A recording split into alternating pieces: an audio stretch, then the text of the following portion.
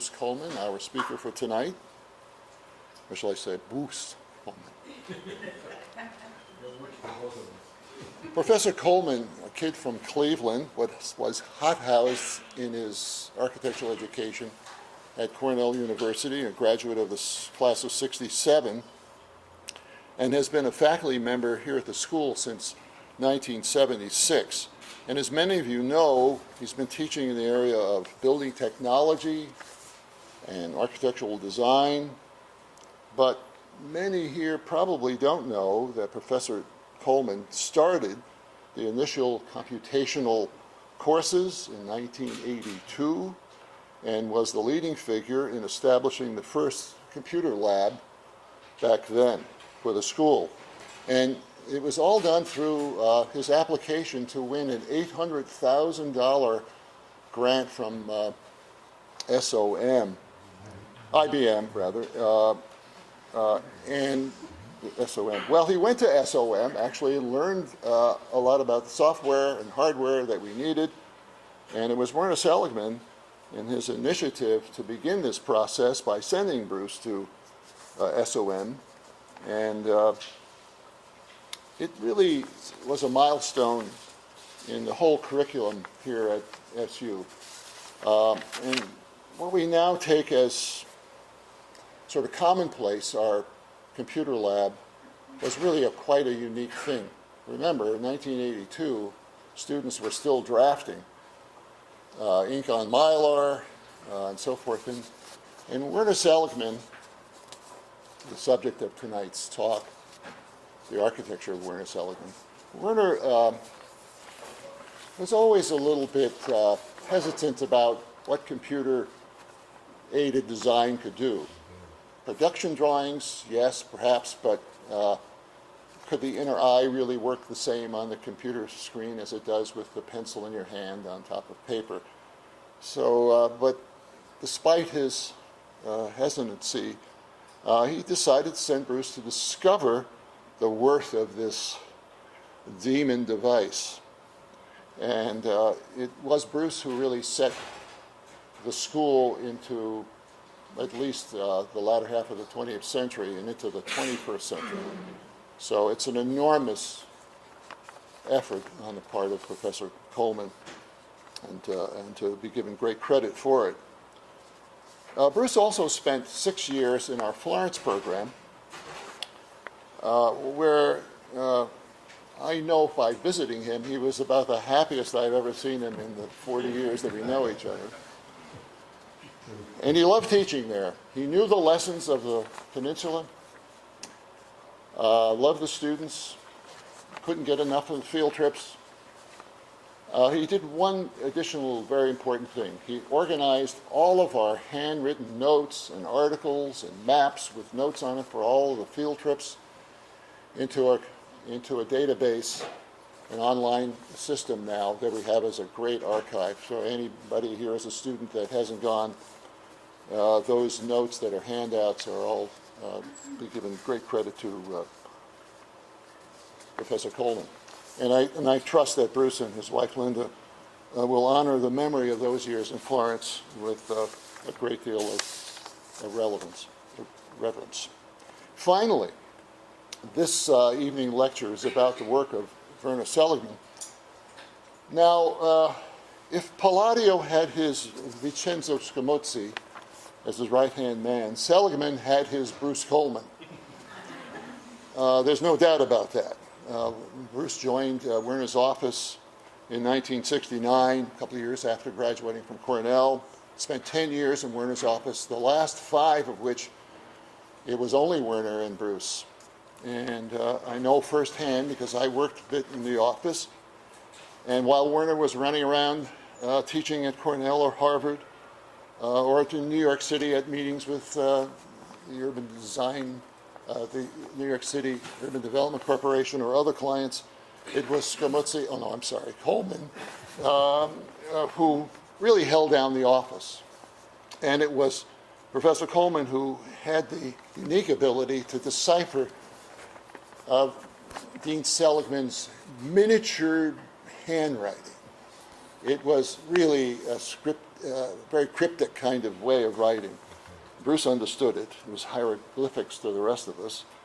And also for deciphering the many lines and sketches for drawings and say on Friday, I'll see you on Monday, draw this up over the weekend, the kind of thing. Bruce did it. It was amazing. He did all of this while raising a family and 2 sons that both work in the computer industry, one for Google in Europe and one for IBM. Something rubbed off there, I guess. I think so. Knowing his devotion to the profession, teaching, and specifically to his students, it's my pleasure with great admiration. And as a colleague for all these years, in his enormous effort in planning and building the reputation at the school that many of you students enjoy and us as faculty enjoy can be contributed toward. My colleague and our colleague here as other faculty, Professor Coleman.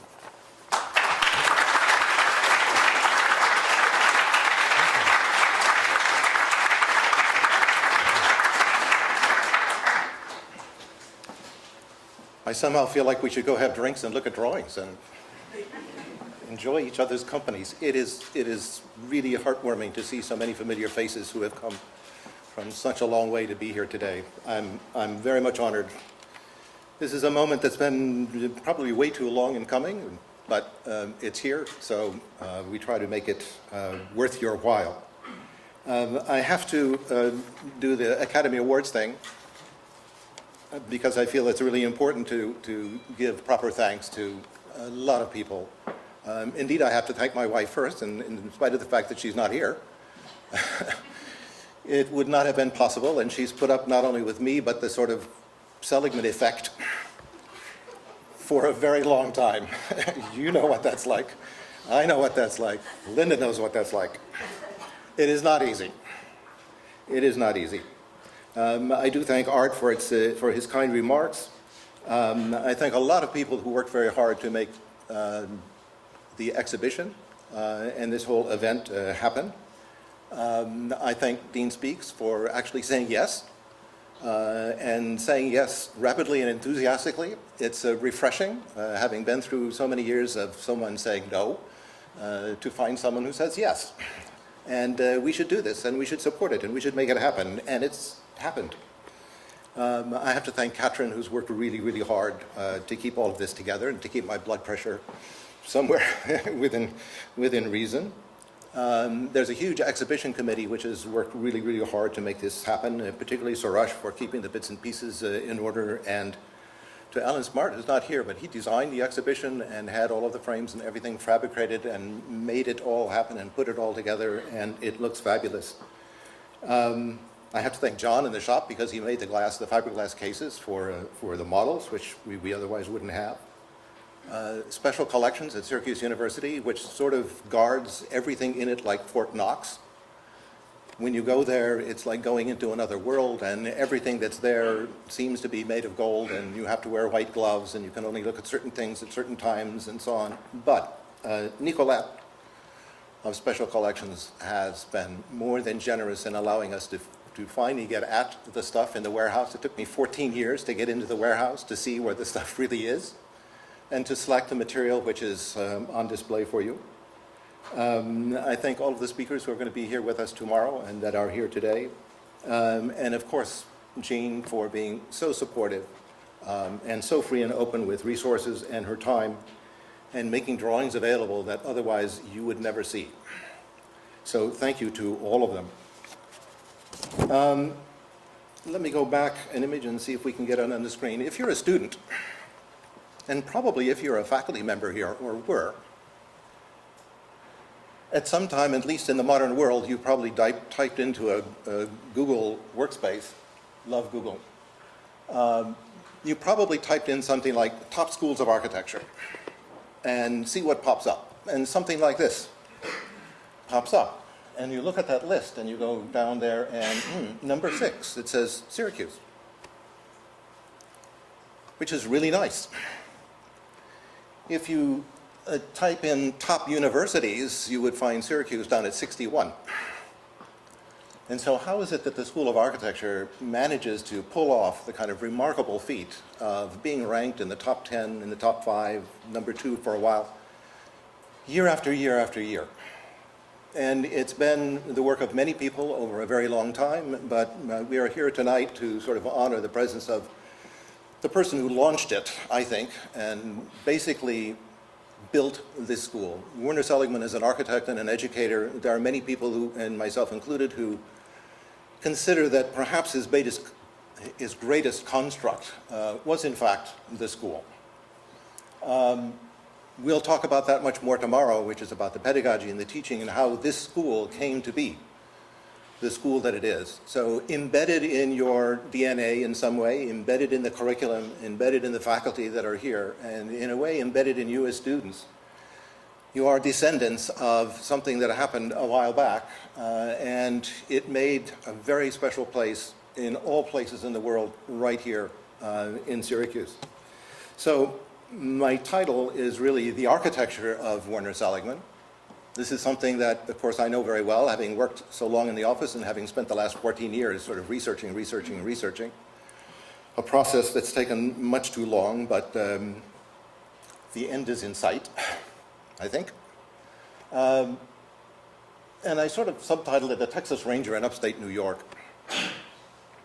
And because this thing got named Werner Seligmann Texas Ranger, it obliges us to sort of look back a bit to that thing that happened in Texas and actually start there, because it's my contention that if you want to understand the architecture of Werner Seligmann, if you want to understand what happened at Cornell, and then if you want to understand what happened here at Syracuse, you cannot possibly understand that without knowing what happened in Texas.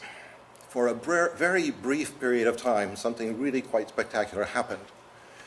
Fortunately, Alex Kerrigan, who was a student there at the time, has written the definitive text, which is here, Texas Rangers, Notes from an Architectural Underground. And he has done exhaustive research, talking to many, many people about it, and has really written, finally, the kind of definitive version of it. So I excerpt some things from there. Sort of, where does this phrase Texas Ranger even come from? Because it's the most unlikely of terms to apply to a bunch of architecture educators, even in Texas. And obviously it's a bit of a joke, a nickname, but it's remarkable how it has stuck and been applied to a lot of people. So here is some text that says, I'm a ranger and I come from Texas. Well, I'm a ranger and I'm teaching you. And we're Lee, John, and Werner. And we're all rangers. Just get you an outfit, and you could be one too. Or the alternative line, just get you the good book, meaning the œuvre complète of Corbusier. That's the good book. And you'll be one too. And then he quotes this little song that was supposed to be sung to the tune of The Yellow Rose of Texas, and no, I won't sing it. The Rangers come from Texas. There's Werner, John, and Lee. The Columns come from Cambridge, no Texas Ranger he. So Werner, of course, is Werner Seligmann. John is John Shaw, who in fact was a Texan and was actually my thesis advisor. And Lee is Lee Hodgson. And so as a freshman at Cornell, I had Werner and Lee as faculty in the studio. So he says, this is Colin writing, he says, but these songs are cited so as to establish that the term the Texas Rangers was first articulated at Cornell. In fact, in the fifth-year studio, during the fall of 1962. Well, interestingly enough, it's the fall of 1962 that I arrived at Cornell, and this is apparently going on in the fifth-year studio. We had no clue that that was there. We used to cruise the fifth-year studios all the time to kind of see in great awe what might happen in a period of 4 years. But that this was happening? No. So Colin ascribes the term Texas Rangers to this little ditty that was concocted in the fifth-year architecture studios at Cornell after the arrival of Werner John Lee and Colin himself. Now, I think it's interesting that he lists only the three because those are the three that arrived, and he excerpts himself. He says, Colin's come from Cambridge, no Texas Ranger heat. So if you were to believe this, you would believe that Colin has set himself aside and says, no, no, I'm not a Texas Ranger. Those guys are Texas Rangers. So here's a photograph of the faculty of the University of Texas at Austin in 1951. In what we kind of call now the first wave, or what Alex Harrigan calls the first school. In the center is Arwell Harris, who was the dean, who had been the dean for 5 or 6 years. Was brought in shortly after the architecture program actually became an independent institution within the school. He's actually quite a good architect, very much in the manner of Frank Lloyd Wright and Richard Neutra. You can see the influences of them very well. He was quite a capable teacher. He was certainly very well connected with many major architects of the time. And by all accounts, he was an absolutely atrocious dean. He had only taught as a visiting critic at a number of schools, including Yale. Had never actually operated as a full-fledged teacher, let alone an administrator of any sort. And as it turns out, his wife, Jean, became nicknamed the Tsarina because she was the one really basically pulling all of the strings and making things happen. She was the one that was urging him to hire certain people, and he did. So one of the first people that he hired is Bernard Hoslik, who's coming from Switzerland, who's coming out of the office of Corbusier. Sort of the guys in the front on the left, the ones in the really big baggy suits that look like World War II, that's the senior faculty, the old guard, the tenured faculty. And the guys over here in the sport coats, those are the sort of younger faculty. Robert Slutsky in the white jacket is actually a painter, not an architect, but ultimately he co-authors the book Transparency with Colin. Standing in the back on the left is Lee Hirsch. He's one of the new hires. Also, I think Baker. John Hayda, of course, who goes on to become the dean and the head of the architecture program at Cooper for many, many, many years. And there is Colin, who is either admiring something wonderful on the ceiling or is bored out of his mind, and I'm going to bet the latter. Wondering, when can we get out of here and do something much more interesting? So in comes this contingent of new faculty with a very heavy European influence. So here is Mr. Harris, just so that you have some idea of who he was, and that he wasn't entirely incapable. He's actually right there in the suit, and this is Marcel Breuer, and this is Eero Saarinen, and they're serving on a jury side by side. This is Harris, and this is his wife, who in fact became so meddlesome that the university itself banned her from the campus. So she had to do what she did and did very well from home. And so faculty meetings were being held in their living rooms while she was maneuvering to revise the entire curriculum. Here we go. This is what's called the second wave. Numbers of those people in the first wave are fired or resigned. And the kind of second wave comes in. So Bernard Hoslik remains. He's a constant presence and a major presence in all of this, I think. Probably deserves much, much more credit than he's ever gotten. Slutsky is still here. But here comes John Shaw, and here is Werner Seligmann. At age, what, 27? 24. Looks it, right? So here is a kind of an attempt to explain the origins of this nickname and see if we can kind of put this issue to rest. So this is a kind of repetition of what we saw. He says, oh, the Rangers come from Texas, Werner, John, and Lee. But Collins come from Cambridge, no Texas Ranger Heat. Well, this is supposedly written by Alan Chimica and Tom Schumacher. Well, Alan and Tom were really quite active in writing lyrics for other songs. And so it's perhaps logical that we might expect that they were the ones that did this. He says it's articulated at Cornell in the fifth-year studio language during the fall of 1962.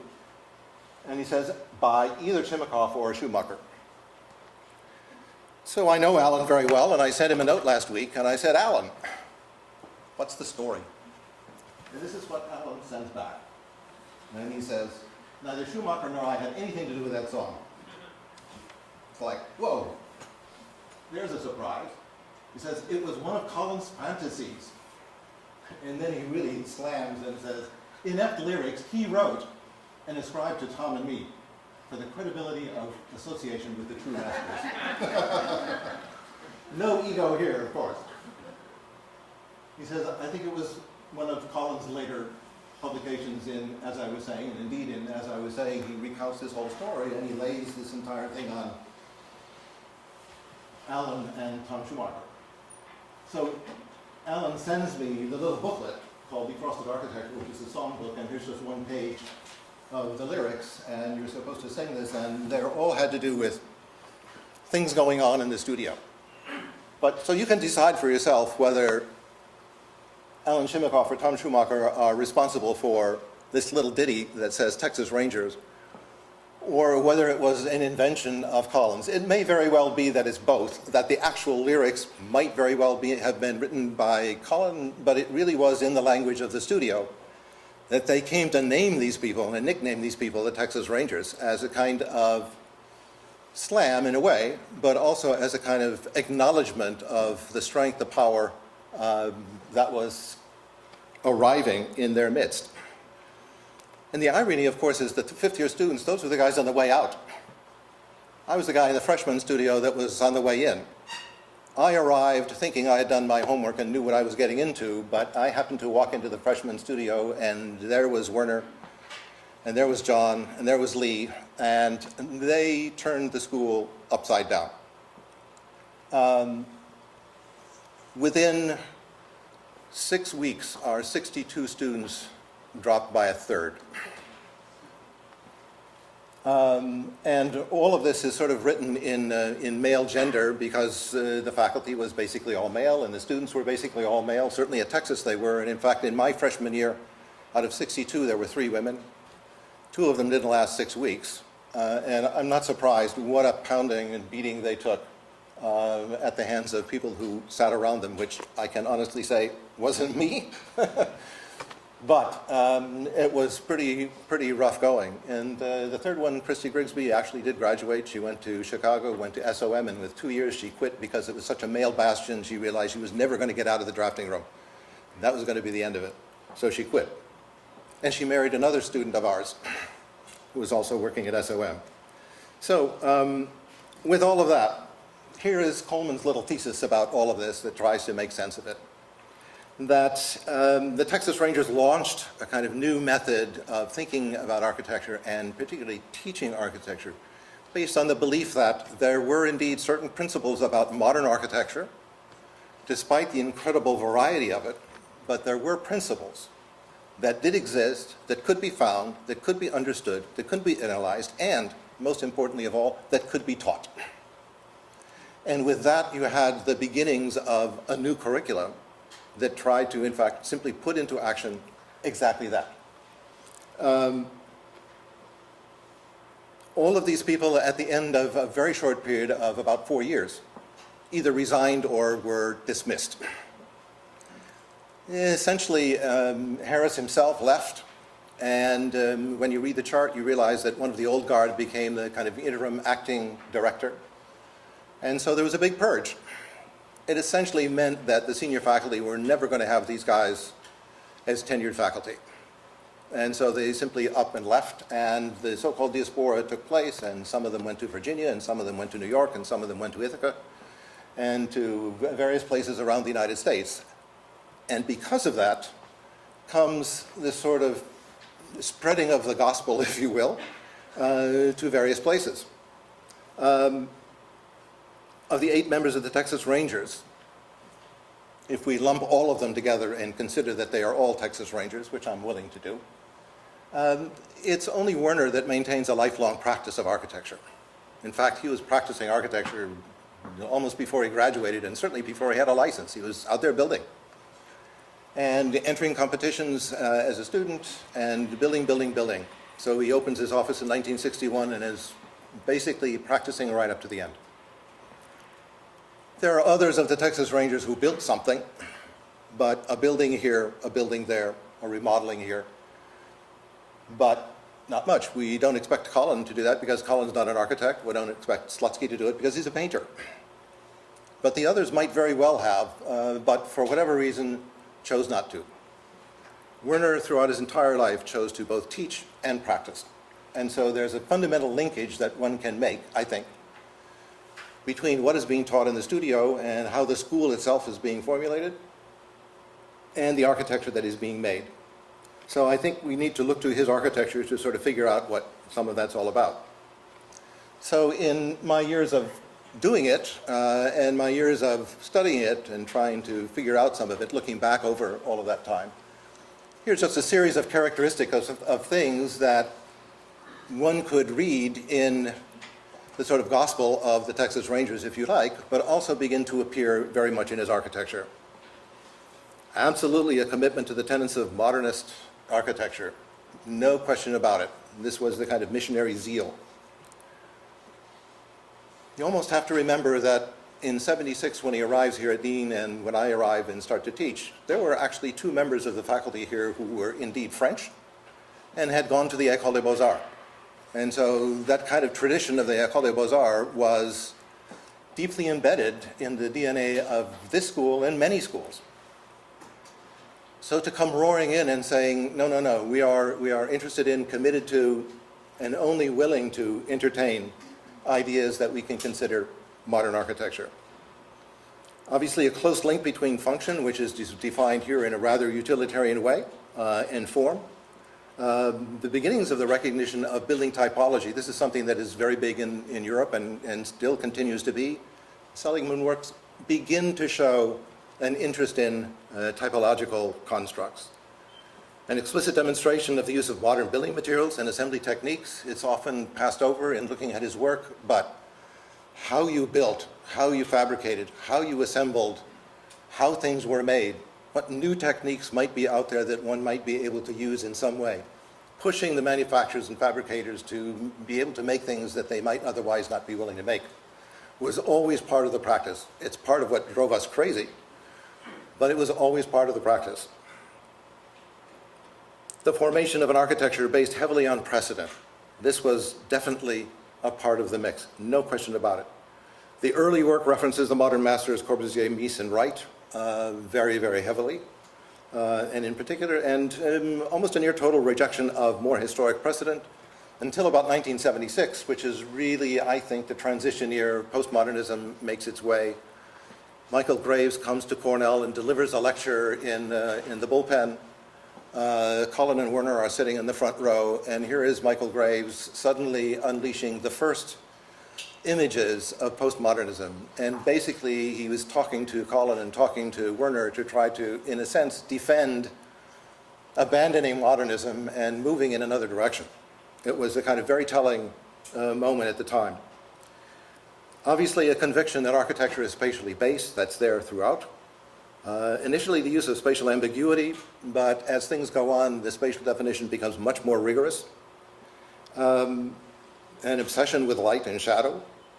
The grid, or the implicit grid, is always there in the work somewhere, essentially being derived from his understanding of synthetic cubism. And we have the lecture notes where he keeps drawing paintings and showing how they decompose. And over again, we see the grid and the things that are in front and the things that are behind, and that translates very directly into his architecture. And certainly the expressive quality of architecture, of structure. Structure is never something to be concealed. The bones are always there. They're a reality. And more often than not, they become part of the expressive aspect of it. Different kinds of partie types begin to reappear. And so you begin to see the building as a wall, the vertical spatial definer, particularly used as a backdrop. So the natural reference here would be the Salvation Army building or the Pavillon Suisse, both by Corbusier and both in Paris. The terraced unit, if we look at the Weissmann-Siedlung in Stuttgart by Mies, we begin to see the precedents for terraced housing begin to appear.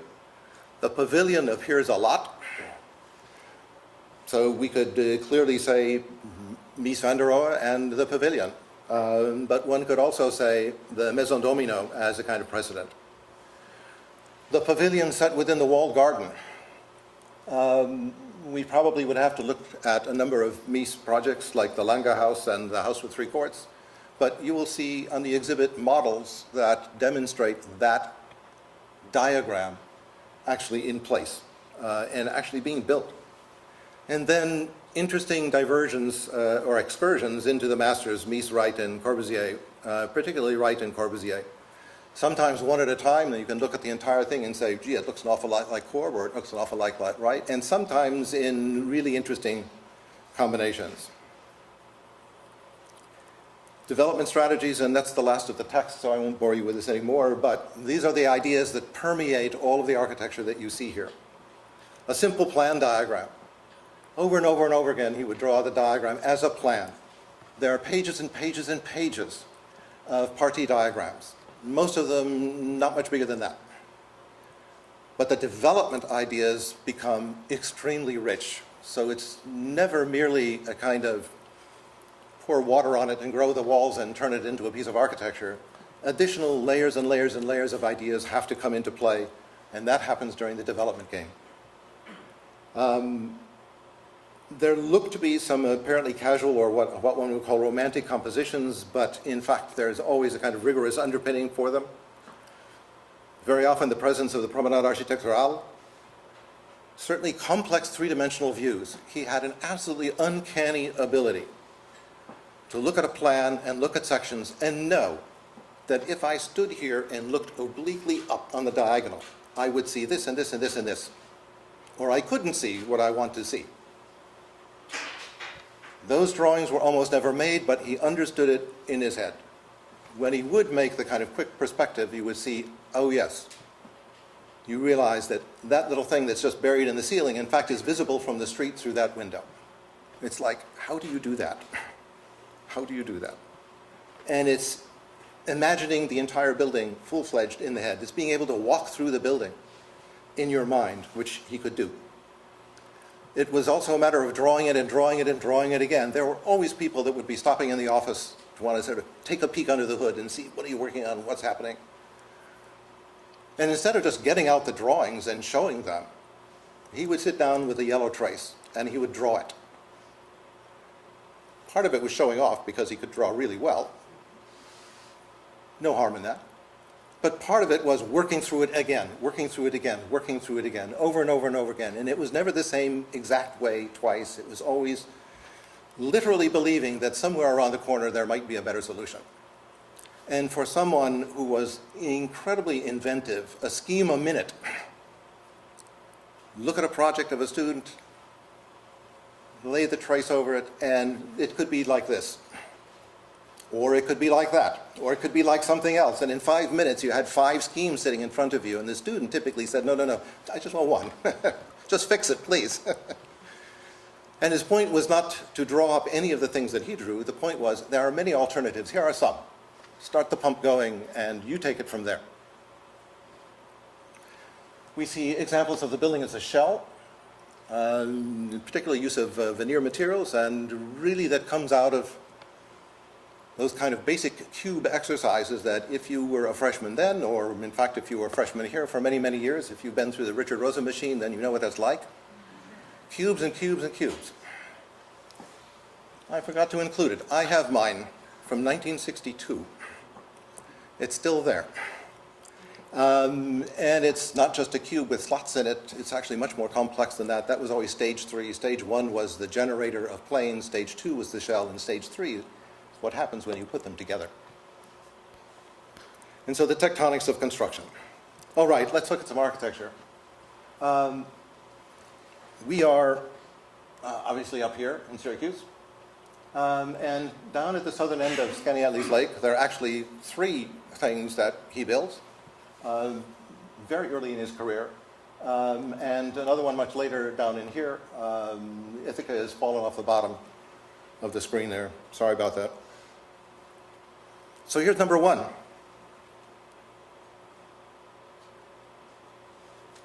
The first built work. It's a little pavilion, summer pavilion, overlooking Skaneateles Lake on a ridge, I guess you would call it, that's about 40, 50 feet above the level of the water. Very, very simple building, as a summer house probably would be expected to be. Here is his little drawing of it. And that drawing is probably the size of my thumbnail. But it captures the notion of the pavilion with the dots, and it captures the notion of the slot passing through it. And then we go out and build it. That's his photograph of the building soon after it was built.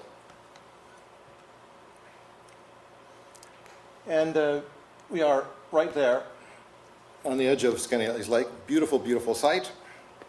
Here is a photograph that I took from the edge of the dock here looking up, and there it is. So it's amazingly simple, modest for first time out.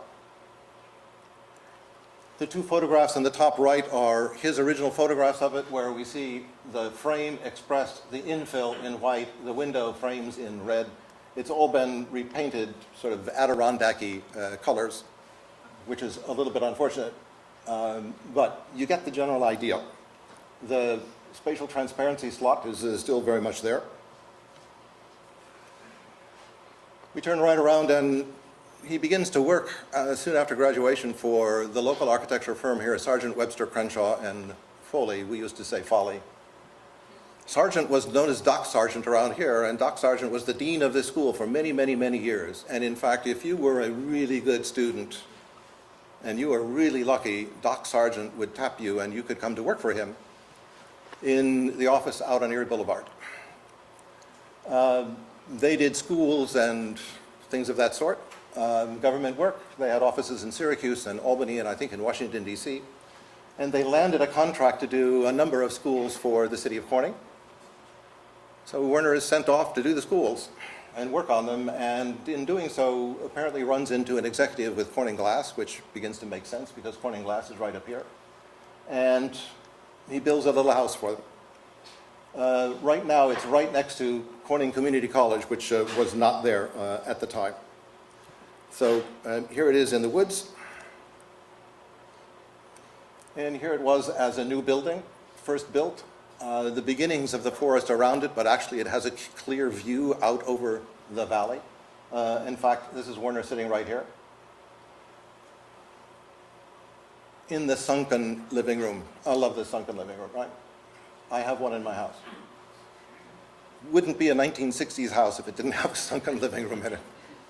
But once again, the pavilion, this time stretched out as a big long rectangle along the line of the terrain with a big view that way. Again, we have the sort of slot through it. I have a couple of bedrooms at one end and a master bedroom at the other. All glass, floor to ceiling, wall to wall glass, except for these things that we would in the office call saddlebags, which are all of the closets that are kind of clipped onto the outside. The sophistication of the detailing is stunning. Absolutely stunning for someone who's really just coming out of the starting gate, house number 2, to unleash this kind of stuff, and the kind of courage to actually make, in a climate like this, a building that is essentially all glass pavilion. Slab on grade, very simple frame. He actually draws the bending moment diagram to tell you where the splice joints should come in the frame here. Here's 2 versions of his diagram for it. It's frankly as much a kind of Richard Neutra as it is Mies. It probably is more Richard Neutra. In fact, Richard Neutra was a visiting critic at Cornell. I've been trying to find the proof of that, but he said so.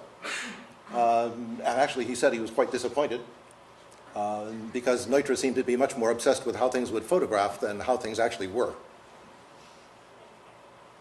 That was never a problem with Werner. Here are original photographs that Werner takes at the time. The house just barely built, and so it looks like it's sitting in a clearing. And here it is today. We really surprised the owner when we drove up and said, we'd like to look at your house. In fact, we'd like to photograph it. The EH at the lower right hand is for Edward Weber, who is the photographer. He'll actually be here tomorrow. But he takes many of the definitive architectural photographs that you're going to see here. You can see that it's been repainted. Again, we seem to suffer problems with people who have bad taste in paint colors. The glass has been replaced with insulated glass, but basically the window frames are still intact. The aesthetic is still there. The view, the transparency is all still very much there.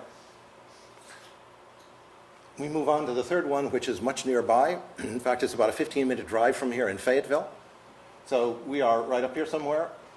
And if we come out East Genesee Street and through beautiful downtown Fayetteville, we're right there.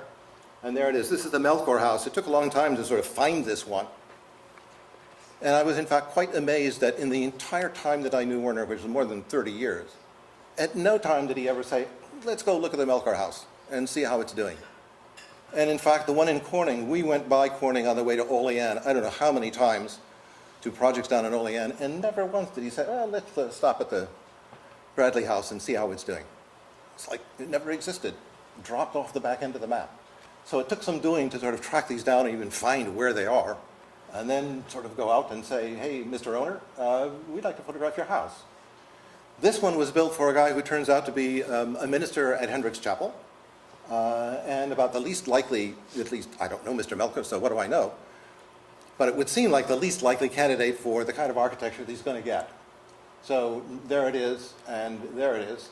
The swimming pool is not part of the original proposition, but it sits truly at the edge with a beautiful view north over the valley. Absolutely romantic landscape. And here's an original photograph of it. Again, just sort of a big lawn on the edge of a hill with an absolutely pristine pavilion, this time with a steel frame. It's actually a totally square roof, 54 feet square.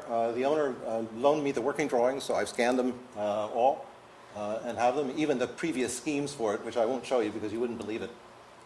How somehow it manages to wind up looking like this is quite amazing. But the body of the house is right here. Can you say golden section rectangle? Living room, fireplace, here comes that slot through it. Kitchen in the middle. You sort of slide by the garage, make a right turn, and slip into an entry here, and then on into the living room. So you're always sort of entering from the back side, not the view side. And you have to kind of make your way towards the spectacular view. And a little screened-in porch in here. And so here's the steel frame, 4-inch by 4-inch steel columns, steel channel along the edge, absolutely dead flat roof. Simple, simple, simple. And once again, floor-to-ceiling glass all the way around, floor-to-ceiling glass all the way around. Absolutely amazing. This is what it looks like now. The big view is off that way. You can see the umbrella over the swimming pool. Tried to get it out of the picture, but there. And here are two photographs that Edward took. This is obviously the approach and slide into the garage and sort of coming around the corner. This is a panorama photo that I took right at the moment of turning and entering, and this was originally a screened-in porch, but it's now glazed. And you want to see an exercise in spatial transparencies in 3 directions. Here it is. X, Y, and Z are all really hard at work. An amazing little house. And an interesting guy who's the owner of it right now. So, goes to Germany and runs into some people there, including Kermit, who was for many, many years on the faculty here, and a kind of major player, and actually turns out to be a major player in recruiting Werner to come and teach here as well. So he does some competitions. So the Belgian Congo one, I've never quite managed to figure out exactly where. There are lots of buildings in the Belgian Congo that might have been in this kind of place. But we don't have too many more drawings than just that. But boy, this is Seligmann in full Corbu mode, if there ever was one. There it is. And then turns right around and enters a little competition for a cultural center in Singen, Germany. And I did manage to figure out where this site is. And here we are in full Mies mode. Just like that. It seemed to be amazingly easy to sort of pull this stuff off. It's how deeply it's ingrained in the mind to be able to do it.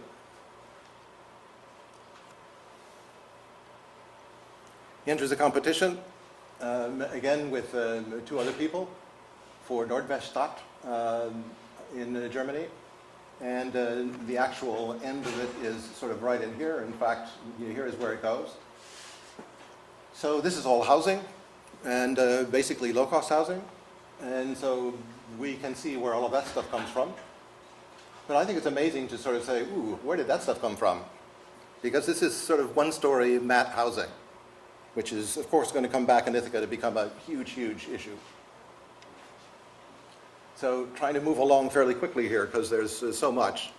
together with Bernard Hosley, does a competition for what's called Rumbleboom, which is, best I can tell, is a suburb of Zurich. Here is the actual building that's built right in there. Took a lot of time to kind of figure that one out. That little building there is that little building right there. So this was their entry into the competition, the kind of high school that terraces its way down the hillside. Also with Bernard Hosley, we think, we don't know, but it seems likely that that's what it would be because of the timing and because of the architecture for Pforzheim, the sort of watchmaking capital of Germany. And there's the church, and there's the church. So here is the site right down here. Boy, trying to find these things from skimpy evidence. Thank you, Google Earth.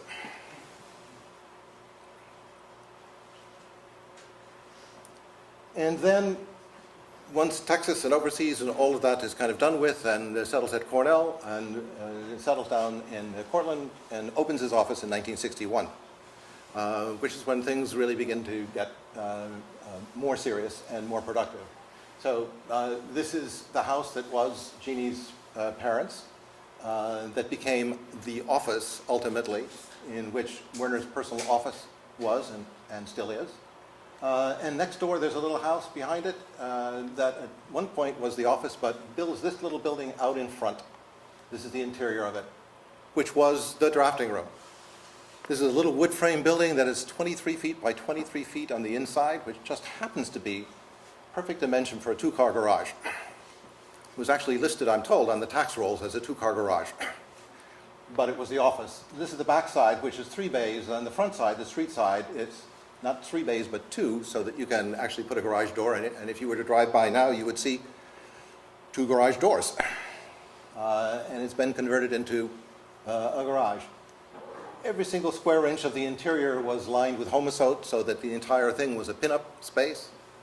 The little escape door out the back, I think that was 1'9" wide, maybe 1'5", and even Werner, who was a pretty short guy, had to sort of scoot sideways to get through the door and go back to the house. This is an original Frank Lloyd Wright window. It's actually 3 of them. When he and Lee Hodgson were in Chicago looking at Frank Lloyd Wright architecture, they stopped to see a house and the guy was tearing it down. And he had a stack of windows, and they offered to buy them. They bought 10 windows for $100. It's like, ooh, 10 windows for $100. I don't know if these are the ones that are now in the Johnson Museum, but he ultimately gave 2 of them to the Johnson Museum because they got so expensive to insure. We ultimately put a piece of glass over the outside of it to kind of protect it, and after a while it just became not possible. We actually did the re-gold leafing of the window itself, so it was actually quite spectacular to walk in that office every day and see that actually sitting there. This is Richard Bosch, this is Hans-Uli Jord, and you can see the project on the wall is the Ithaca Housing Project, which basically is the moment that I joined the office. All of these desks talk about home built. These are all home built, literally cut up in the shop and sort of Frank Lloyd Wrighty in a way. You sort of killed your ankles on them. But even the side along in here was pin-up space. Every single desk, of course, with a modular chart pinned to it, because it was absolutely the law that anything that was done in the office all had to be controlled by modular dimensioning. Donald Greenberg, who was our structural consultant and teaching at Cornell, actually was trying to convince his students that Werner was so maniacal about the implementation of the modular that he insisted that the reinforcing bars within the concrete be laid out according to the modular, which of course was not true, but could have been. Could have been. If anybody knew how to manipulate the modular, boy, it was Werner, and we all became very, very adept at operating with it as a dimensioning system. Worked, for the most part, amazingly well. So that was the seat of the action. Not a great picture, but I'm struggling to find really good ones that are original, because this is what's happened to it. This is the Beth David Synagogue in Binghamton. It's on Riverside Drive in Binghamton. Very easy to get to. And it's an Orthodox synagogue. He was actually hired. They already had an architect. They already had drawings, and he was expected to sort of work with those drawings.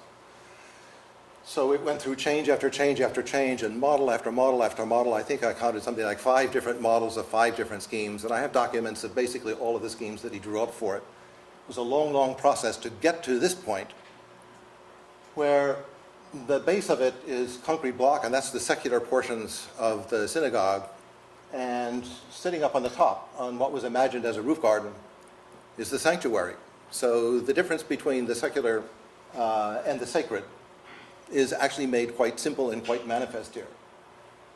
What unfortunately is completely destroyed by what they've done with it, not including the railings and the foundation planting, and this is where the supa would be built every year and then taken down, and they got tired of doing that, so they decided to put these wood beams across the front. And as soon as they did that, they absolutely destroyed one of those magic three-dimensional moments that I can only sort of show you in drawing. The left plan is the lower floor, so you have this sort of dense poché zones of a chapel, the rabbi's office, the ritual bath, the stair leading up, kitchen, mechanical room, classrooms. And up above, here is the sanctuary, and you arrive at the top of the stair at the narthex. And if you look at this section, you're standing here on the street sidewalk, looking through the gate, looking through the courtyard, looking up through here, looking through that layer, looking up at that layer, and what you see is the bottom side of the roof with 10 skylights. One big one over the bima, and the others, I'm told that this is supposed to represent the 10 tribes, the 10 lost tribes. But what a view to actually walk into this thing and then dive into the base, which is fairly dark, go up that stair and kind of explode out into this architecture of glass, glass, and more glass, light, light, and more light. Colin sort of called it a right sitting on top of Corbu, and there's a little bit of truth to that, of course.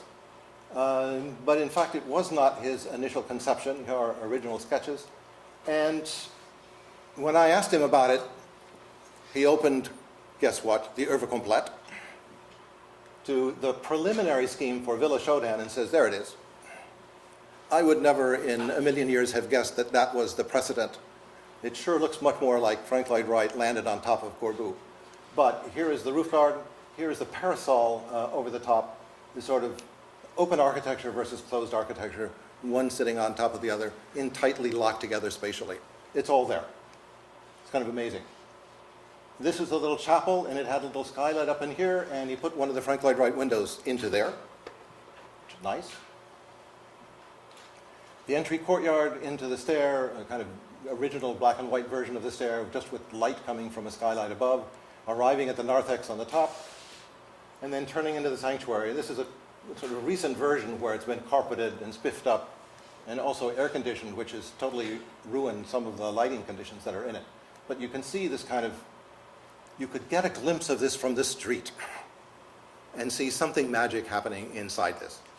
This is the building that wins a PA Design Award, so it's published in Progressive Architecture, and then 3 years later after it's built, PA comes back to photograph the building as it has been built.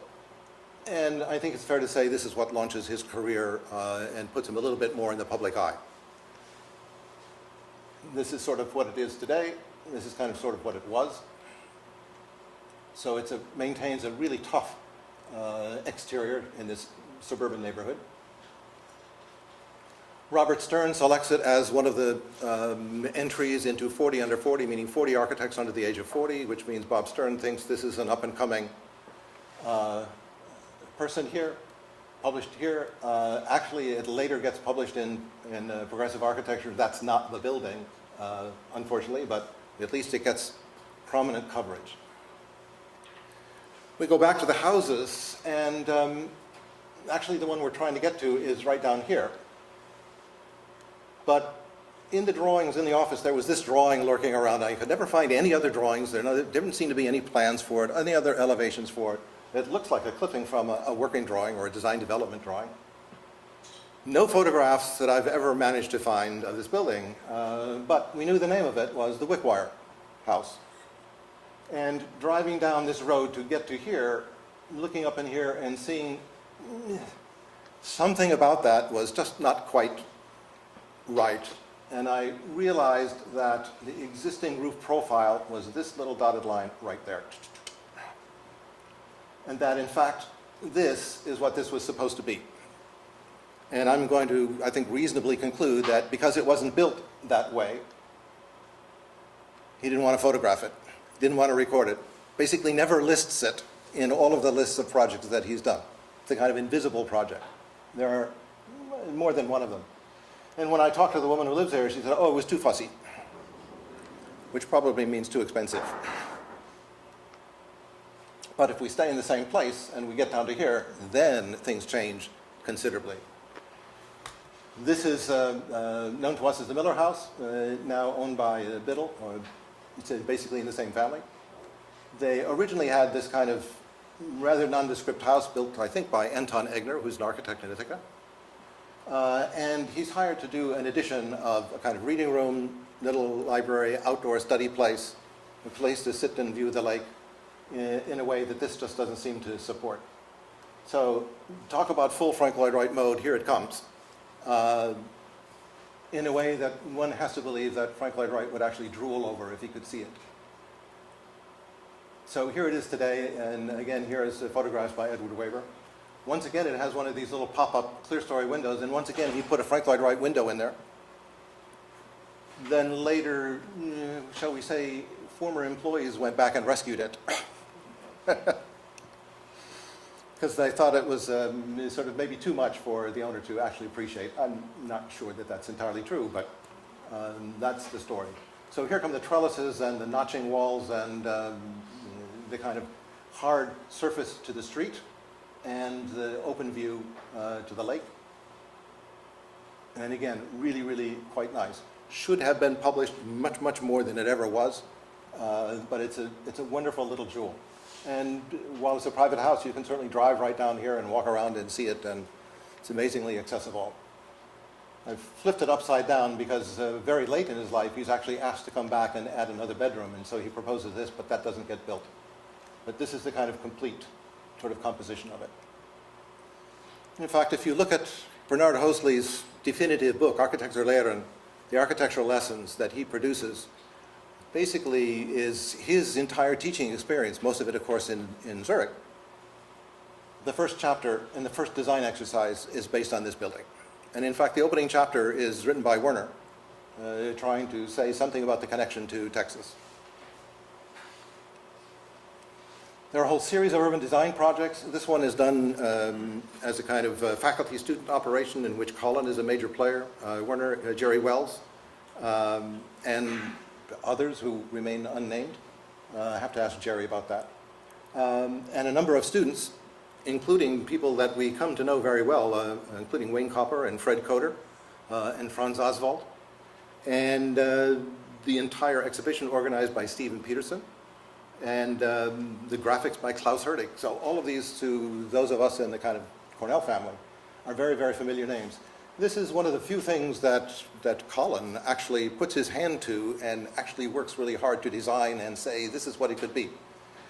It is a kind of the first venture away from a kind of core version of the city, and yet it's not quite into the full Colin mode that is yet to come. If you want to see that, you have to look at the Roma Inter Rota proposition, which is basically Colin and Stephen Peterson and Judy DeMaio. But this is done for an exhibit at Albright Knox in Buffalo.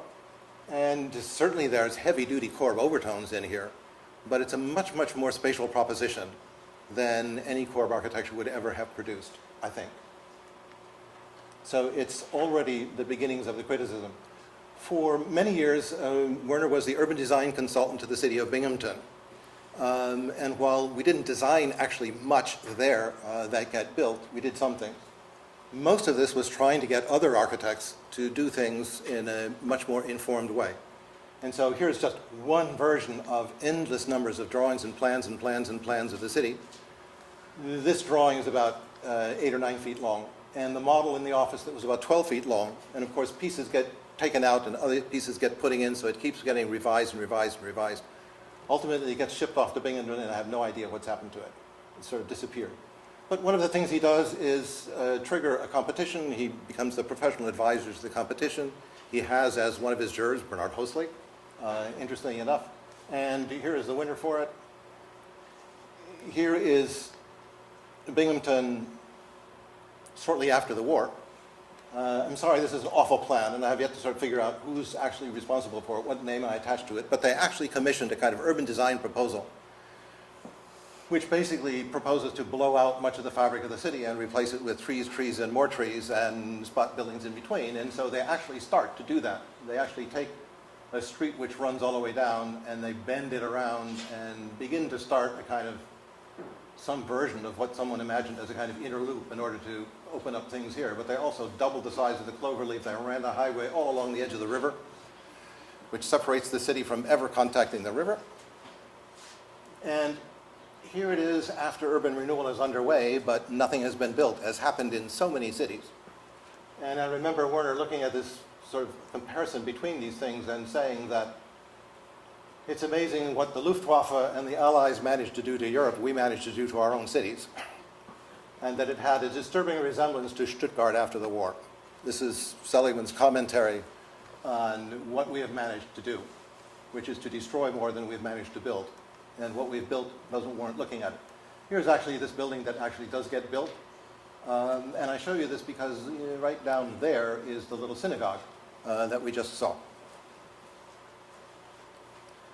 This is not a building that we designed. This was the competition that he wrote, organized, and ran, and was won by Elbasani, Logan, and Severin in 1967. And they built this sort of mega structure. You want to see a concrete cantilever, boy, there it is. In fact, it turned out to be so expensive to build this part of the building that there was no money left to build that part of the building. And that's one case where no amount of arguing that Werner did to try and get them to be a little bit more reasonable with structure, where you could have saved $10 million and that would have been enough to build this building over here, didn't happen. So this big thing which is headed for the river ends right there, and that's it. Used to be a bridge here coming across to this plaza and then driving its way through an axis all the way up through the city. Here are two things that we did design. This is Washington Street, where we actually laid it out. We got the power poles to be in the middle so that they were not on the sides, the landscaping, the pedestrian landscape lighting, sort of drop in grade to the parking over here and the screen wall in front of it. So this is your entry to the city if you come in from the highway in the south. So it was trying to produce something like a decent boulevard entry. A riverside promenade, this is the Corps of Engineers has to be able to get their stuff along in here, so we did the railing and we did the planting and we did this sort of raised thing here, which just happens to be 1.5 feet high, which just happens to be perfect bench height. So this is a project that I was involved in. We'll go quickly through that. It was, interestingly enough, Binghamton is one of these cities with the courtyard, the courthouse in the center. So there's this whole chapter that Colin writes about Lockhart and the kind of courthouse cities in Texas that always seem to have the courthouse in the middle instead of the cathedral or the city hall or whatever, as a kind of quintessentially American proposition. This used to be City Hall until they moved it, and so that street became ours to redo, and so we redid that, and so there it is. That's what used to be City Hall, now hotel. Drawings that I made for the riverfront promenade. Again, we're going to sort of blast along here in a hurry. Some views from across the river of how we tried to make this kind of pedestrian-friendly connection to the river. Binghamton is a city that floods, and so this is a flood wall. And there are moments when the water comes pouring over the top of it. Fortunately, not very often, but it means that there's a kind of quixotic relationship between the city and the river. Not always that friendly. Other urban design projects, very early in the game, Elmira. Also very early in the game, Utica, together with Lee Hodgson, I think. Much later in the game, Bologna, an invited urban design proposition. This is what the Italians do. And Werner was assigned Via Stalingrado, the entire length of it. The center of Bologna is down in here. This is the little core pavilion, or the rebuilt version of it, sitting right there. And this is kind of Werner as an urban designer in almost Matthias Unger's sort of manner. It's the kind of the most rationalist piece of architecture that he produces. I kind of wondered whether he had run up against Vittorio Bergotti or somebody, and something had rubbed off. It's just like one wall and 3 miles long. This is a project that we did in Iran, in a city called Sangzar. Charles Rogers of Perry Dean Stall & Rogers got this project but didn't know squat about housing, and we did. So we basically designed it. I didn't go to Iran, but Werner did. And this was terraced housing on a really steep slope, and the office of Charlie Rogers made the model, but we designed all of the buildings and did all of the drawings for it. Interesting experiment. Some more significant architecture. Here's a drawing that you can see on exhibit in the marble room across the way. And this is probably the first real significant institutional building, with lots of very careful amount of time and attention being paid to this. So it's located right on the edge of the campus, in fact, right on the edge of a hill here. So there's this kind of spectacular view to the west and to the north, out over the Portland countryside. And the other side is a quad, and there's another quad here, and they're linked by a slot that comes right through there, bang into this building, and pops out the other end right there. So this is the double-sided building. This is one of the many long, skinny, double-sided buildings that Werner does. And when I say double-sided, it means that the two sides are conceived of in very, very different terms. This is the all-glass, very smooth curtain wall. He was looking very carefully at Fageswerks and Bauhaus, trying to get it as both as taut as possible, but also as elaborate a curtain wall as possible. So it's a steel-framed curtain wall. It has frosted glass below, that has little slot windows in here, that has square windows that open up into here. It really is a kind of marvelous invention of façadery, where the other side is almost totally blank. We get very small punctures. Every time there's a square window here, if you go to the other side of the building, there's also a square operating window in exactly the same place on the other side of the building. The faculty hate it. You go in here and there's one little tiny 2-foot, 3.5-inch square window that you have to stand up to sort of peek out. And in fact, on the top floor, he took the windows out and put in skylights instead. But you sort of enter into the sort of groin area between the old building, this is science building number 1, and our building is science building number 2. So floor levels have to line up. There has to be some way to kind of connect these two buildings together. So he puts a big stair right there and then drills a slot right through there as the entrance into the key part of the building, which actually is a kind of knuckle between the two buildings. As it originally was, the original curtain wall, again, steel, so you have very, very thin, 3/8 of an inch wide window mullions that are, sort of razor blade thin, and then double ones with a steel plate in it that are sort of 8 inches across. This is one of the characteristics that I always appreciated about Seligmann architecture, is the incredible range from things that were big and strong and tough to things that were incredibly light and thin and delicate. So many buildings that we see operate at one end of the scale, or maybe the other, but this was able to actually do both. The idea of the sort of light building, in a way, sitting on a heavy concrete plinth is going to show up again, and is one of the kind of recurring themes. The glass wall pops back to a student lounge here to get the view, and at that time, this is actually what it was, literally a view out over the countryside. As it is now, it's a view over a parking lot. The entire curtain wall has since been replaced. So it's double glazing and it's aluminum, which means everything is fat and chubby. And the whole lower section here is now insulated metal panels. And they sort of tried to pick up the rhythm of the ideas, but not quite. So this is actually what it looks like today. There is a lounge, a faculty lounge on the inside, and it has a glass wall as well inside it. And since that was an internal glass wall, they didn't replace it.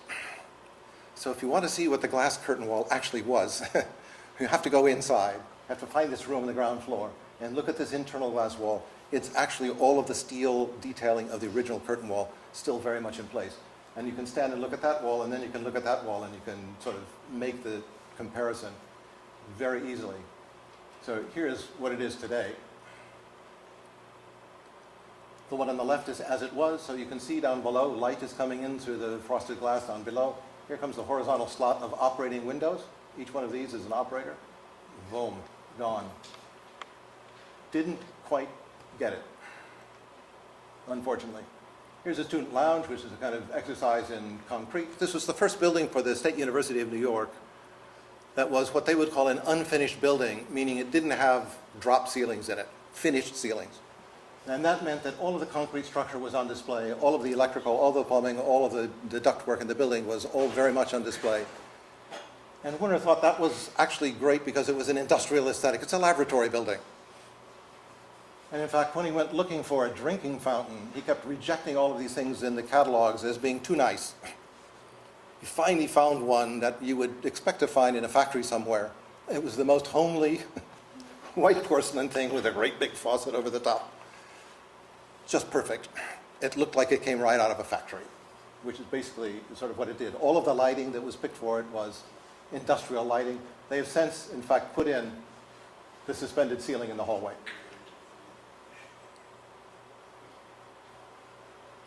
He did a tiny little vacation house, again, a summer house. This is called the Sproul House. Dr. Sproul was an executive in one of the universities in Rochester.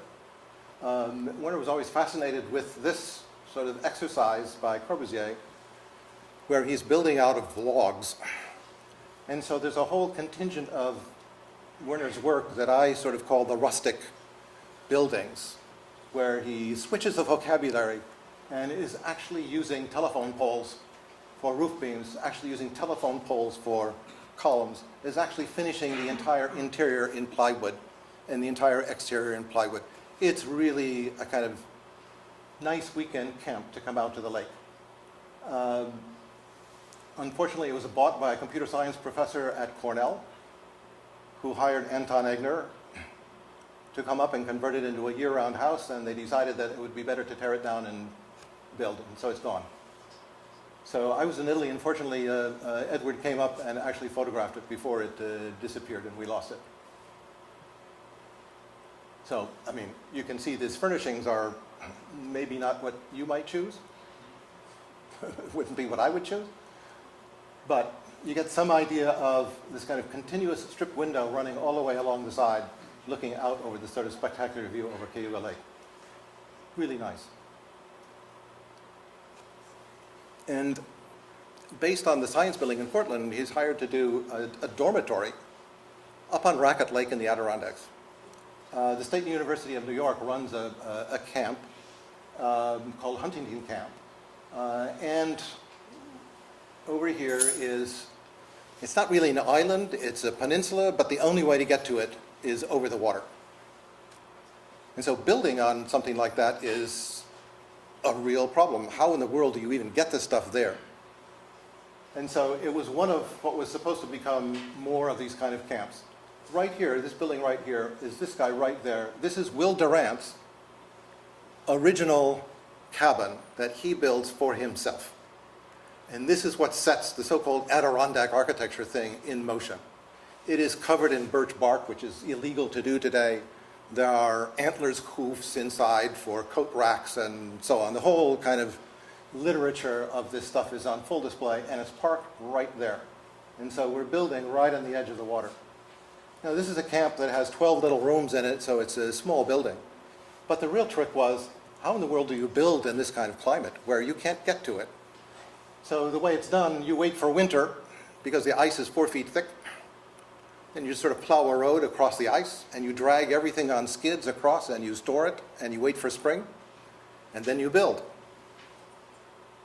Well, there was a real interest in how do we minimize wastage, because what's the point of taking this stuff over if you have to turn around and bring it back? And with the office's devotion to the modular actually produces about 15% waste. 3 foot 8.5 isn't 4 feet. 7 foot 5 is not 8. So if you cut all those things down, you're throwing away stuff. So you can cut it down before you ship it over, which is basically what a lot of this is done. But one of the Swiss guys, Hanzuli in the office, invented the plywoodular, which really just took the scale and up a little bit. So 3 foot 8.5 became 4 feet. 7 foot 5 became 8 feet. And voila, we had something that was proportionally in keeping with the modular, even if the actual dimensions were not. And I always thought it was ironic because it's a camp for little kids. And what did we do? We sort of inflated the modular a little bit more. So this is a place where the frost line is 6 feet down. You get 60 pounds of snow loading on the roof here. It's a really kind of brutal climate to try to design something in. But once again, here come the kind of log post columns. There's a very simple kind of pavilion, all metal roof. And then it's all in the details of how you make this work. So as much was prefabricated as we could. Whole wall panel sections were prefabricated. So it becomes a process of assembly rather than a process of crafting, even though it's made out of wood.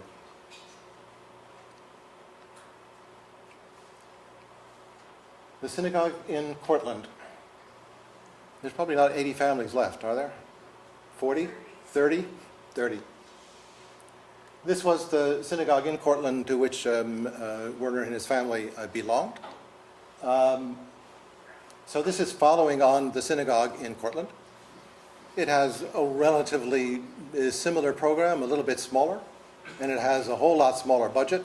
So it's tight, tight, tight budget, how to actually produce something here. It's in a suburban neighborhood on a corner. And so we have the model of it, which is on display.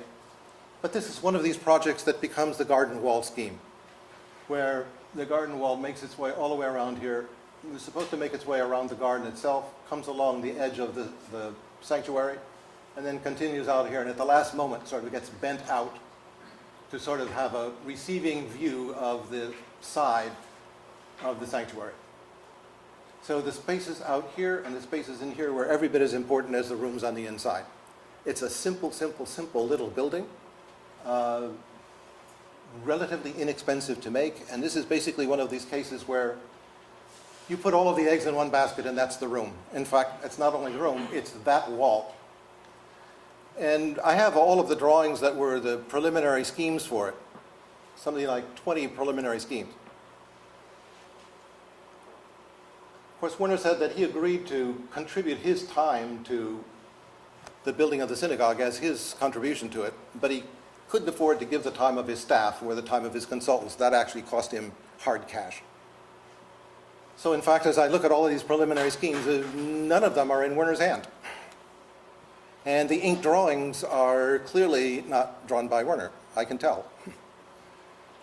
And it tells me that the staff was doing an awful lot of it, and Werner is sort of operating in crit mode. And sure enough, the sanctuary for the longest time is sort of glued to this outside wall. And at the last moment, the last step of the development, the sanctuary sort of almost detaches itself, and there becomes a double wall here. So you get an inner wall of the sanctuary and an outer wall coming along the outside here. And that sets up the most marvelous interior facade of the entire thing. Here is one of Werner's sketches for this wall. That means we have light that's coming in between these two walls. We see the light sort of filtering through in here, behind the menorah, down in here, around the ark. There's a slot all the way up and over the entire thing. There's actually a skylight right in here that's getting that kind of blue spot in the middle. That's what he's actually drawing here as a kind of perspective.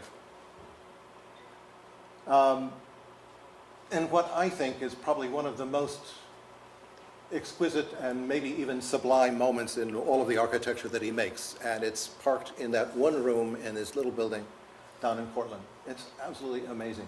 You can see by the number of hues here that this is really tiny and very intimate, but actually wonderful. So this is an Edward Weber photograph of it, trying to get the kind of corner window slot condition to actually read here. This is Willard State Hospital, which at the time was a very large psychiatric hospital.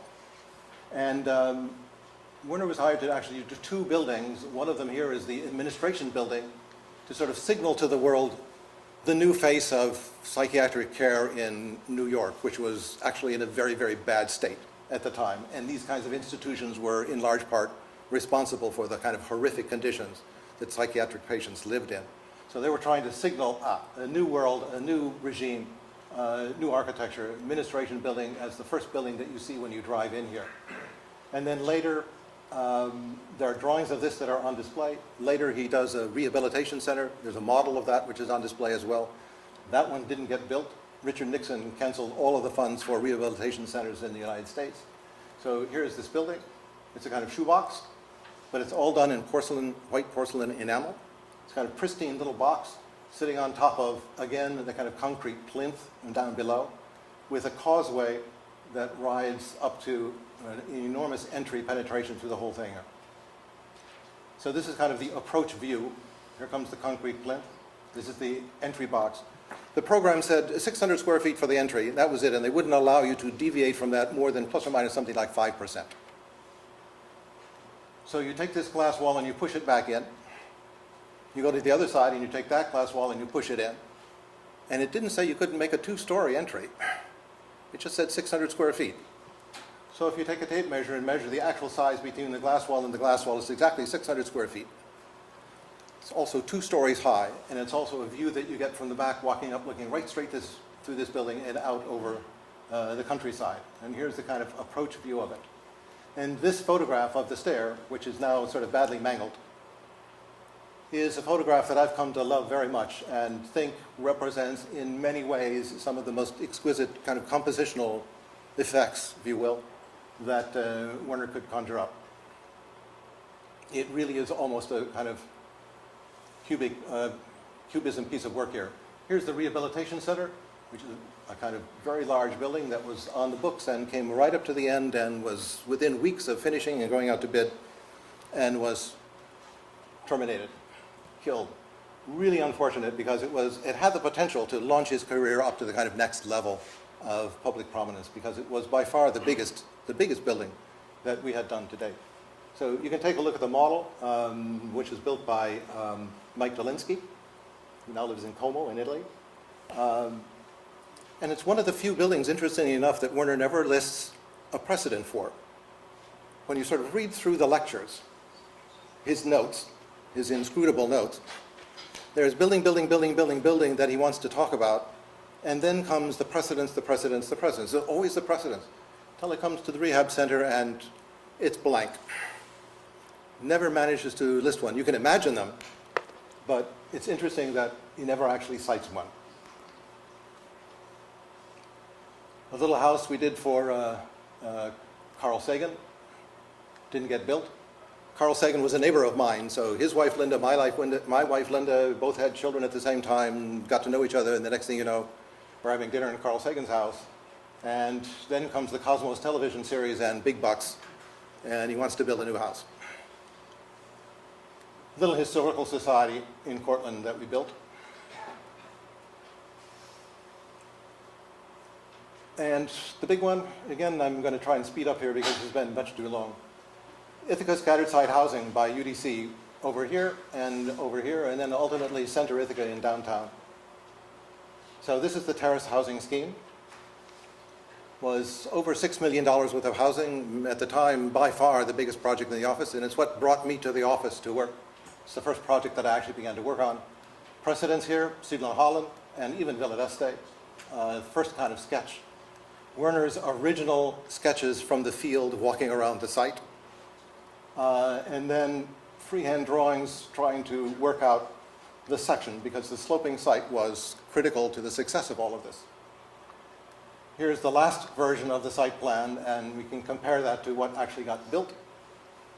This was under enormous pressure because UDC, this was project number 007, had nothing to do with James Bond, but it was the 7th project that UDC was running under the auspices of Nelson Rockefeller as the governor of the state. And there was enormous pressure to build because Nelson Rockefeller was up for re-election. And that triggered the most massive charrette that I've ever been through. That was like 12 people in the office. I think about a 3-month charrette. And in the end, it was something like 132-hour weeks, 3 near divorces. And then Nelson Rockefeller doesn't even show up for the groundbreaking. Flies all of these people in by helicopter from New York, but he doesn't come. Sends a telegram.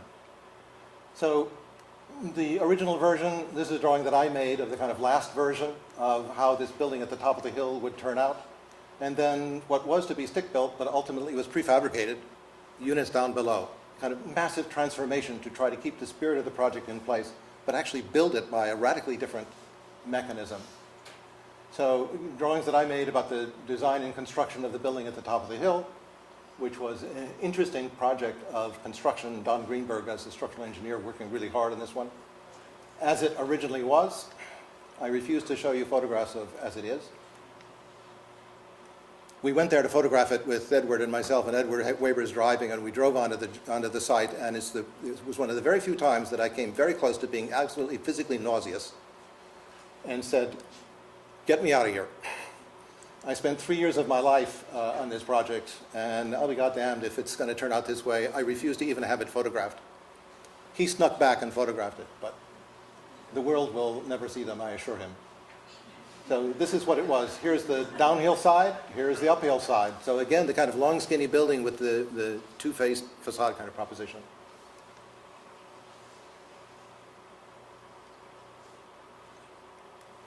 Slipped in on the ground floor, housing for the elderly. Really nice little units. Very beautiful. The two-story duplex units at the top, boy, we managed to get a window like that. That's a 6-foot square sliding glass door as a window 18 inches from the ground.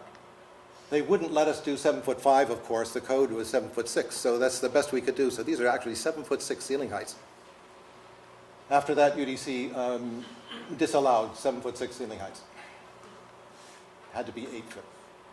The atrium units as they were originally designed, and we won't belabor the point here, but it was originally designed to be, of course, stick-built, concrete block, concrete, real materials. And in the end, the entire thing gets transformed over here so that it can be built by prefabrication. And the company that actually does it, here is the drawing that I made to try to show the construction sequence. So this is the factory in Oswego that in World War II was a tank factory that became the factory for VIP construction. Sectional structures. Boy. And here's the magic machine, the Morgan nailer, that just cranked out walls, floors, partitions, roofs, retaining walls, anything you could think of, by the mile. And we could then fly walls around and mount them onto the platform base, which is along in here. All of that gets assembled into a unit, sitting on an air cushion. Even I was able to push one of these things across the floor of the factory, which is remarkable. Then all of the electrical wiring and insulation and so on goes in from the outside. And it then gets wrapped up, bagged, and transported. And these things arrived with light fixtures, with light bulbs in place. Toilet paper hanging, not the toilet paper, but the toilet paper hanger. Amazing level of finish involved in it. And we learned a lot about how you do this. So here the first unit's actually arriving and being craned into place, one at a time. And at the bottom of the hill, we did the same thing. Photograph on the left, photograph on the right, 6 weeks. So while they're building things in the factory, we're putting in foundations and utilities and landscape and all of that stuff through the middle of the winter. And they're building units. And then once they start arriving, boy, they start arriving. They took the old Ithaca airport in downtown Ithaca as a staging area, lined them up on the old runway so that they could then bring them from there up onto the job site in the order sequence that they needed them. So this was a real education for us in the marvels of really modern construction. As it was, photographs that I took at the time, not exactly your typical furniture, perhaps. Some of it's mine, some of it's Werner's. So it looks familiar where that came from. I recognize that very well. And the difference between my photograph and Thorny Lieberman's professional photograph of the same thing. NL is Nathaniel Lieberman. So even the walls between the decks were made on a machine. Even the decks themselves were made on a machine. So as it used to be. Virtually every square inch of the exterior, by the way, has been covered with aluminum siding. And all of the windows have been replaced with aluminum windows. So this is what it was, and this was an enormous sort of step forward for the office. At the same time, with the same contractor, with the same client, housing that's being built up near Cornell, actually right behind Fairview Heights by Marcel Breuer. And a scheme that had a really kind of torturous site, requirement that the cars not cross the pedestrian pathways and so on, and we came to kind of nickname this thing in the office the train wreck. Because you look at it and it looks like a train wreck. But it's basically the same units, built the same way, built the same time, all going on at the same time. And in the end, publishing. Here we are on the cover of Progressive Architecture. That's actually Werner, walking on the upper gallery with some kids. Makes it into one of the few photographs.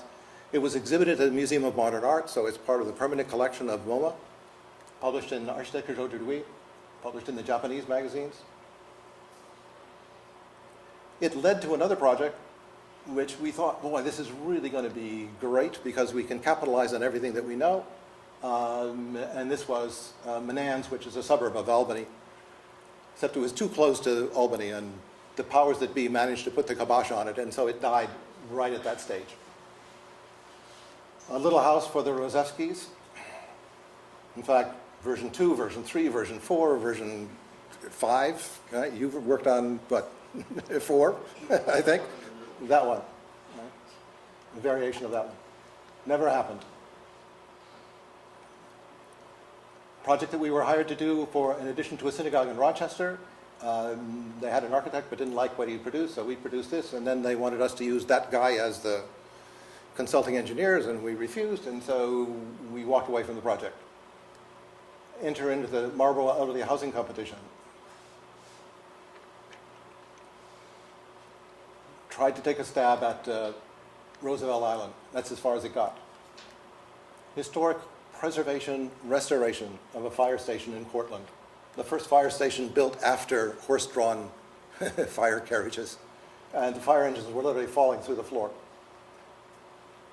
So it's not as though we couldn't do it. Here's the model and the plan for Sangzar. Here's a house for a guy named Herbie Schertz, who was the local Volkswagen dealer. Here's the fire station down in Olean, which Val knows very well. Helped on the working drawings. It's been kind of repainted and remodeled a little bit, but it still carries its kind of essential qualities. It's the first building that you actually see when you enter Olean from Route 17 coming down from the north. So we understood it as a kind of civic building and a civic facade to the city. And so this kind of side piece and the front piece, all of it had to be really, really carefully worked out. Unfortunately, they had a really motley collection of fire engines. So the typical scheme of the big glass door so you could all admire the wonderful fire machinery, we thought probably wouldn't work very well. So we reversed it and we made the doors solid and the glass all around through the rest of it. And they thought we were kind of nuts. But Edward thought it would look much better with the doors open and the lights on, and the firemen kept trying to come out and line themselves up in front to get in the picture. Made the front cover of PA. How amazing that a tiny little building in a tiny little city like Olean by a tiny little firm in Cortland, New York, in one period of enormous building in America. There was more building going on here than you could shake a stick at. Architects had more work than they could know what to do with. And there it was, amidst all of that kind of competition, right smack on the cover. Not too bad. That was down here. Over in here was what was a bus barn and then a factory, which they wanted to convert into a senior citizen center, so we did it. It was basically a recladding, remodeling, trying to put the dress on a rather ugly building. And of course, it ultimately leads to Center Ithaca as the last major architectural work that Werner, together with Joel Bostic, worked so hard on. And a major, major commission, we'll sort of speed through it, but downtown Ithaca, where they never presented the facade. They always presented the sections and unit plans at a quarter-inch scale or even half-inch scale, because Werner knew that the facade was really the project.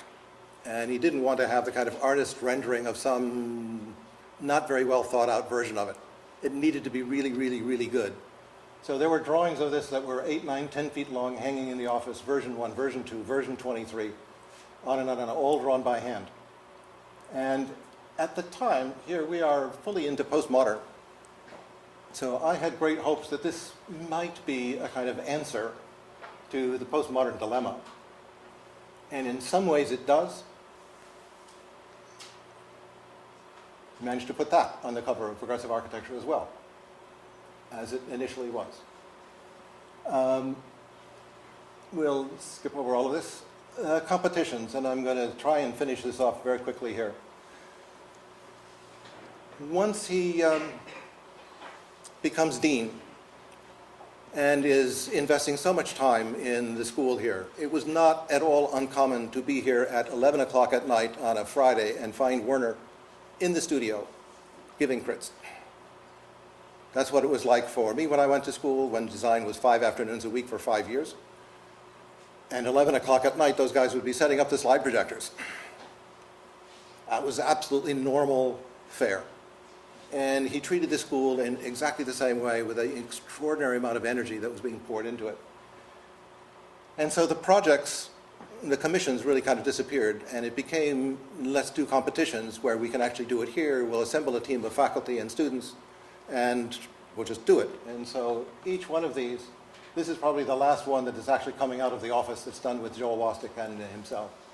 And then comes the sort of major competitions, the Opera de la Bastille, that you'll see drawings of in the exhibition. The Historical Society competition for Phoenix, where it suddenly becomes this sort of massive defensive fortress built on a hill with this kind of mogul garden thing happening on the interior. Again, the little diagrams. And you will see some of those drawings. And really important competition for the Prince Albert site.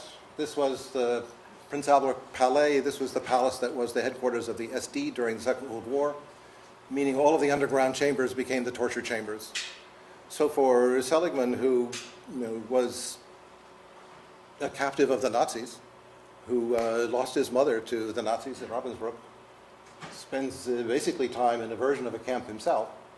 This is a very sensitive subject, to kind of go back and revisit the very place where it was all being controlled from.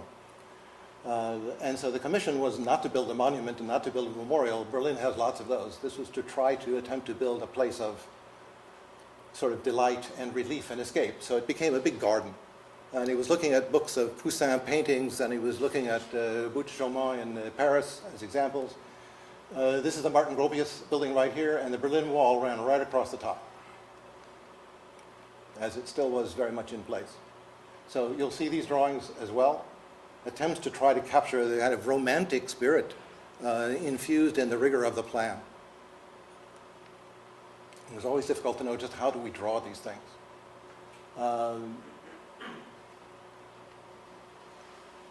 So interesting kind of comparison with some of the others. This is us. And I think this is Unger's, the Unger. Yes, there it is. Gets published, published, published.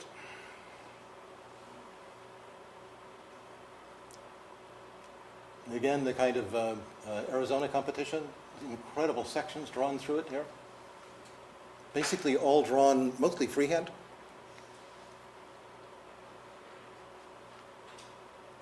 This is the Bologna competition. He does a competition for Felix Nussbaum. Felix Nussbaum was a painter, was in Auschwitz, makes paintings which are pretty grim paintings, as you might expect, but becomes one of those people that comes to fame afterwards for paintings that are convey the kind of spirit of the place. And this is Osnabrück, which turns out to be essentially Werner's home. And here comes the competition for the paintings of a Nazi captive. And so Werner takes this very, very personally. Competition ultimately is won by Libeskind. And boy, was he pissed. Understandably. A tiny little invited competition for Hamilton College to build a kind of bridge dam that connects the new dormitory complex over here with the existing campus over there. Mark Shapiro was heavily involved in that one. This is the Nussbaum, sorry, it's out of order. And again, you have the model and some of the drawings of it on display. The huge competition for the Tokyo Forum that was ultimately won by Rafael Vinole. What a major operation, major model. Unfortunately, I don't know where the model is, probably in Tokyo somewhere. And at that point, he comes to Syracuse, becomes designated as the distinguished professor of architecture after he comes back from the ETH. Does another version of the same Prince Albert Palais, but it's now renamed the Topography of Terror, which he does with Sabina, who could tell us about it, because it's a little bit of a mystery to me. It has a very different program and a much more austere budget. And so it produces a much more austere kind of project. And that leads us to November of '98, when he passes away, and we have exhibits and fundraising and commemoration and so on. This has been my work for the last 14 years. It will happen. I promised him it would happen, and it will. It's unfortunate that it hasn't happened yet, but it will. So, some things to remember. There's a very young guy over there talking to Werner over here. This is Werner Seligmann in Chandigarh, underneath the big open hand, commemorating one of the anniversaries of the founding and the building of Chandigarh. This, I think, is coming from Randall. Is this your slide? Taken in Vienna with Matthias Ungers and Rob Creer. And this is Werner in the GSD at Harvard, looking pretty much into the camera. Thank you.